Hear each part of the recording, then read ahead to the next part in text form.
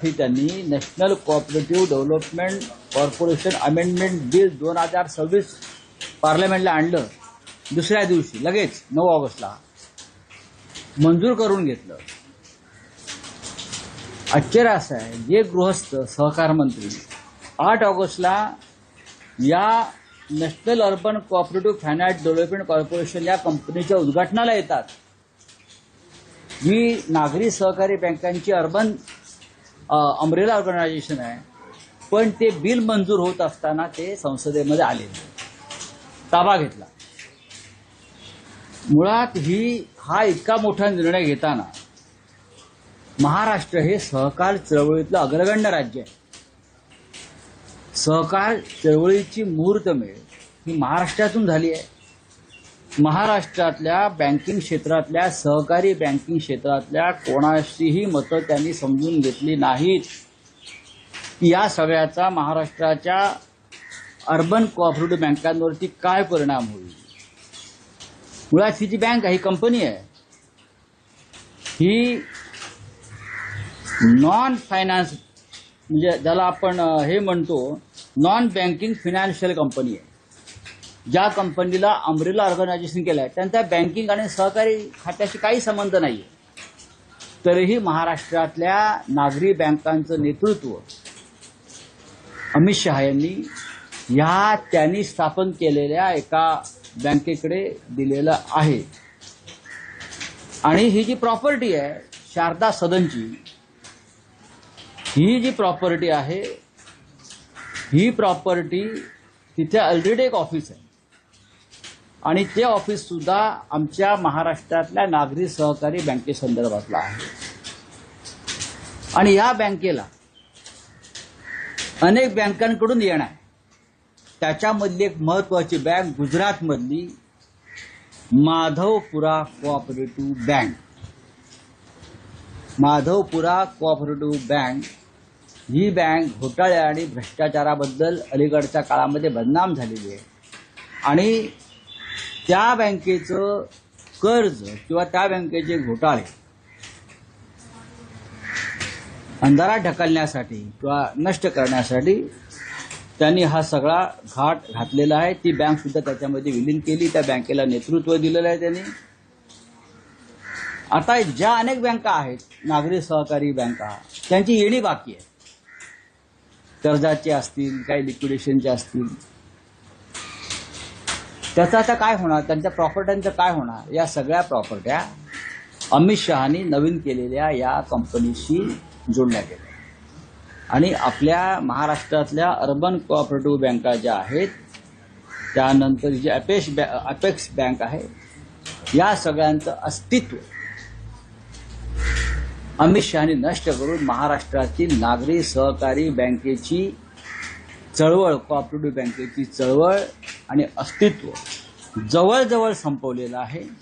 आणि अमित शहा त्या बँकेचे किंवा त्या संघटनेचे बादशाह झालेले आहेत. या संदर्भात महाराष्ट्राचे मुख्यमंत्री तिकडे होते, महाराष्ट्राचे उपमुख्यमंत्री तिकडे होते.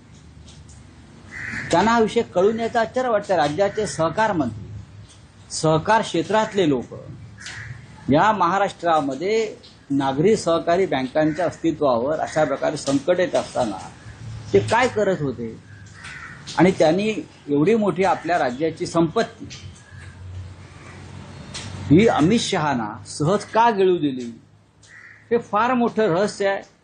किंबहुना अमित शहा जाता जाता मोठा हात मारण्याचा प्रयत्न करतायत. मला असं वाटतं की महाराष्ट्र असेल, मी अमित शहाना पत्र लिहिलं आहे की तुम्ही महाराष्ट्रातील सहकार चळवळ आणि सहकारी बँकांचे जाळे मोडून काढण्याचं कारस्थान रचलेलं आहे. हे आपल्या ताज्या कृतीवरून स्पष्ट दिसते.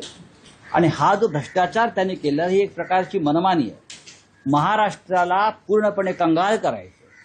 सहकार क्षेत्र आणि सहकार चळवळी महाराष्ट्राची ओळख आहे. महाराष्ट्राचे साखर कारखानदार त्यांनी आपल्या पक्षात घेतले जबरदस्तीनं. अनेक कारखाने बंद पाडण्याचा प्रयत्न केला. मर्जीतल्याच बँकांना निधी दिला जातो चालवण्यासाठी. जे त्यांच्याबरोबर नाहीत त्यांना नोटिसा पाठवल्या जातात. आता जी सहकारी बँकांचं अस्तित्व आहे नागरी बँकांचं, त्या एकत्र करून त्याचाही घास अजगराप्रमाणे गिळला जातोय. मग महाराष्ट्रानं करायचं, महाराष्ट्रानं गुजरातच्या दारामध्ये भीक मागायला उभं राहायचं का? अमित शहाच्या दारात कटोरा घेऊन उभं राहायचं? हा गंभीर विषय जर राज्याच्या मुख्यमंत्र्यांना कळत नसेल आणि ह्या निर्णयाचं ते आणि त्यांचे उपमुख्यमंत्री बिंडो झांजा वाजवून स्वागत करत असतील तर बाळासाहेब ठाकरेंचा कोणता विचार तुम्ही पुढे घेऊन चाललेला आहात मिस्टर मिंधे हे सांगा ना. ज्या पद्धतीनं तुम्ही अमित शहाचे बूट चाटताय महाराष्ट्र विरोधी निर्णयासाठी, ही गोष्ट गंभीर आहे या राज्यासाठी. हा विषय लोकांपर्यंत पोचावा म्हणून मी त्यांना मराठीमध्ये पत्र लिहिलं, इंग्लिशमध्ये त्यांना पाठवतो पुराव्यासह की कसं कसं नुकसान होतंय महाराष्ट्राचं. हजारो लोक यात काम करतायत, अनेकांची रोजीरोटी या चळवळीवरती अवलंबून आहे. आमचे अनेक या क्षेत्रातले कार्यकर्ते उत्तम काम करतायत नागरी सहकारी बँकांच्या संदर्भात. पण अमित शहानी ही सगळी चळवळ एका नॉन फिनान्शियल नॉन बँकिंग संस्थेकडे, non banking financial company NBFC बरं का, ज्याचा सहकार क्षेत्राशी कोणताही संबंध नाही, अशा एका कंपनीच्या घशात घालून ते दिल्लीला गेले आणि महाराष्ट्राचे मुख्यमंत्री आणि डेप्युटी CM हे तिथे त्यांच्या कार्यक्रमाला टाळ्या वाजवत बसले. वा वा किती महान निर्णय, वा वा किती महान निर्णय. पण हा महाराष्ट्राच्या सहकार चळवळीचा, बँकिंग चळवळीचा, धनंजयराव गाडगीळ वगैरे लोकांनी जे सुरू केलं काम, त्यांचं अस्तित्व संपवणारा हा निर्णय आहे. पण ज्यांनी हा निर्णय घेतला म्हणजे अमित शहा त्या खात्याचे सहकार मंत्री त्यांनाच तुम्ही उद्देशून पत्र लिहितात, तर तुम्ही या प्रकरणी न्यायाची अपेक्षा नाही. बघा माझं काम आहे, किंवा राष्ट्रपतींच्या निदर्शनाचा प्रकार आणला नाही. अमित शहाना असं वाटतं की मांजर डोळे मिटून दूध पिते आणि त्यांनी केलेला हा प्रकार महाराष्ट्रावर अन्यायाच्या कोणाच्या लक्षात आला नाही. त्याने हा जो प्रकार केलाय महाराष्ट्रावर अन्याय करण्याचा, त्यांना असं वाटलं की हा गुन्हा पचला आणि त्याच्यामुळे ते तोंडाला लागलेलं रक्त, ओठाला लागलेलं रक्त चाटीत परत दिल्लीत गेले. पण हा पचलेला नाही. या क्षेत्रातले 100वर प्रमुख लोक मला आतापर्यंत भेटले आणि त्याने सांगितलं ही अत्यंत गंभीर गोष्ट आहे महाराष्ट्रातल्या अर्बन कोऑपरेटिव्ह बँकांसाठी. आणि त्यानंतर मी याच्यात थोडा अभ्यास केला. हे माझं क्षेत्र जरी नसलं तरी हा महाराष्ट्रावर अन्याय आहे हे जेव्हा मला पटलं तेव्हा मी त्यांना एक पत्र लिहिलं आहे. आता मी दिल्लीत जाईन, हे जे बिल मंजूर झालं आहे त्याच्यावर थोडा माझा अभ्यास सुरू आहे की किती राज्यांना अशा प्रकारचा फटका बसलाय. सर्व काही गुजरातच्या घशात घालण्याचा हा प्रकार. माधवपुरा बँकेचा इतिहास तुम्ही समजून घ्या. ही बँक किती कर्जात बुडाली आहे, या बँकेनं काय घोटाळे केलेले आहेत, या बँकेचं अस्तित्व काय आहे. फक्त ही लाडकी बँक अमित शहांची आहे आणि त्या बँकेला ताकद देण्यासाठी बरं का ही जी आहे बघा. आणि मुळात ज्या शारदा सदनमधला बँकेचा ताबा घेतला अपेक्स बँक महाराष्ट्रातली, त्याच बँकेलाच माधवपुरा बँकेकडून कोट्यवधी रुपये येणार. आता बुडाले ते माधवपुरा बँकेकडून ह्याच आपल्या बँकेला महाराष्ट्राच्या कोट्यवधी रुपये येणार. हे असे प्रकार चिंदी चोरीचे म्हणा, महाराष्ट्रातून लूटमारीचे म्हणा सातत्याने सुरू आहेत. आणि या लूटमारीच्या कार्यक्रमाला राज्याचे मुख्यमंत्री उपस्थित असतात, राज्याचे उपमुख्यमंत्री उपस्थित असतात आणि उपमुख्यमंत्री म्हणतात आम्ही बाळासाहेब ठाकरेंचा विचार पुढे नेत आहोत, महाराष्ट्र लुटण्याचा विचार आणि त्या लुटीला पाठिंबा देण्याचा विचार. काय कळतं का या राज्याचं उपमुख्यमंत्र्यांना हा विषय काय आहे तो? आणि सीएमला तरी कळतो का की इथे येऊन तुमच्या समोर अमित शहानी महाराष्ट्राचा किती मोठा नुकसान करून गेले आहेत महाराष्ट्राचं. तुम्ही बाळासाहेबांच्या विचारांचा उल्लेख केला तर धनुष्यबाण चिन्ह गोठवणं म्हणजेच बाळासाहेबांचे विचार गोठवण्यासारखं आहे अशी टीका आता तुमच्या. आता बाळासाहेबांचा विचार काय एकनाथ शिंदे पुढे नेत आहे धनुष्यबाण घेऊन चोरलेला धनुष्यबाणाची चोरी केली. कोणी चोरी केली? 3 चोर आहेत.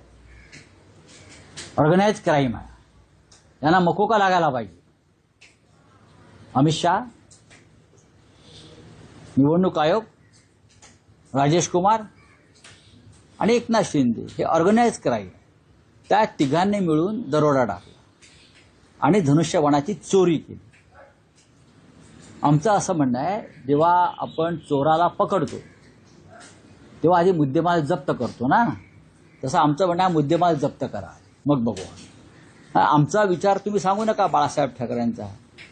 24 तास मोदी आणि शहांचे पाय चाटता. 24 तास 24 आवर्स प्रोग्राम आहे त्यांचे, 24/7 मोदी शहांचे पाय चाटायचे, बूट चाटायचे, पाय नाही बूट चाटायचे आणि उदो उदो करायचे. याच्यामध्ये कोणता आला बाळासाहेबांचा विचार? धनुष्यबाणाचं काय करायचं आम्ही बघू. तो चोंबडेपणा तुम्हाला करण्याची गरज नाही. बोलला ना, मुद्देमाल आधी जप्त करा. मुद्देमाल जप्त झाला चोरीचा की आम्ही पाहू. आणखी एक विषय होता की तुम्ही राष्ट्रपतींना प्रबोधनकारांचं देवळांचा धर्म आणि धर्माची देवळे हे पुस्तक भेट म्हणून पाठवलं. नाही, गरज आहे देशाला. विशेषतः ज्या संविधानिक पदावर बसलेल्या व्यक्ती आहेत राष्ट्रपतींसारख्या, त्यांना याची नितांत गरज आहे असं मला वाटतं. कोणी धार्मिक असण्याबद्दल प्रश्न नाही, पण राष्ट्रपती भवनामध्ये एक फोटो मी प्रसिद्ध केलेला आहे कालचा. कोणते? धीरेंद्र शास्त्री. देवेंद्र शास्त्री नाही, देवेंद्र शास्त्री महाराष्ट्रात आहेत, वर्षावर आहेत. ते देवेंद्र शास्त्री वेगळे आपले मुख्यमंत्री, हे धीरेंद्र शास्त्री, बरं का. ते राष्ट्रपती भवनात जाऊन त्यांनी राष्ट्रीय प्रश्नांवर राष्ट्रपतींनी त्यांच्यावर चर्चा केली. त्याच्यावेळी मला असं वाटलं की राष्ट्रपतींना प्रबोधनकार ठाकरे यांचं एक पुस्तक पाठवावं. कोणतं? देवळातला धर्म आणि धर्माची देवळ. हे पुस्तक फार त्या दृष्टीनं महत्वाचं आहे. नरेंद्र मोदींनाही पाठवावं लागेल. जे अवडंबर माजवत आहेत, बुवाबाजीचं ढोंग करतायत धर्माच्या नावावर आणि राम मंदिरांसारख्या दानपेट्यांची लूट करतायत आणि त्या लुटीला जे पाठिंबा देत आहेत, त्यांना प्रबोधनकार ठाकरे यांचं पुस्तक पाठवतोय. त्याचं इंग्रजी आणि हिंदी करण्याचं काम सुद्धा मी सुरू केलेलं आहे.